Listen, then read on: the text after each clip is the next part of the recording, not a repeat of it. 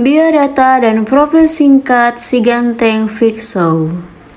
Nama lahir alias nama aslinya adalah Sow Yumin. Tapi namanya di panggung hiburan adalah Vic Sow atau Vic Chow. Ia juga memiliki nama panggilan kesayangan dari orang-orang terdekatnya dan juga fansnya, yaitu Sai Sai. Vic lahir di Liaodong, Republik Tiongkok pada 9 Juni 1981 dan saat ini ia sudah memasuki usia 44 tahun. Ia memiliki tinggi 180 cm dan agamanya adalah Buddha. Ia merupakan anak terakhir dari 2 bersaudara dan ia memiliki kakak laki-laki.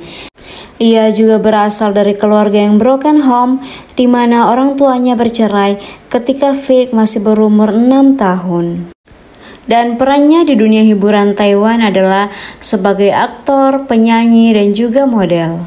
Ia mulai aktif dan memulai karirnya pada tahun 2001 sampai saat ini. Karirnya berawal ketika dia membintangi drama Meteor Garden 1 pada tahun 2001. Sebelum membintangi Meteor Garden, dia hanyalah mahasiswa biasa seperti mahasiswa pada umumnya. Dan suatu hari, ia disuruh menemani temannya untuk casting di drama Meteor Garden. Dan temannya itu adalah Edward Oh yang berperan sebagai Sing Hye, sahabat Sancai di Meteor Garden. Ketika ia sedang duduk menunggu Edward yang sedang casting, produser pun meliriknya. Dan produser langsung tertarik dengan wajah tampannya. Wah, boleh juga nih orang.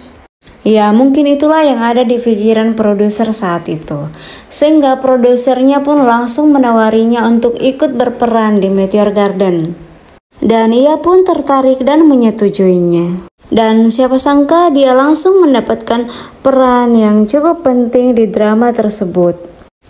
Walaupun ia bukan pemeran utama, tapi peran Hua Shui di drama tersebut juga adalah peran yang cukup diperhitungkan dan mengambil peran penting di drama tersebut.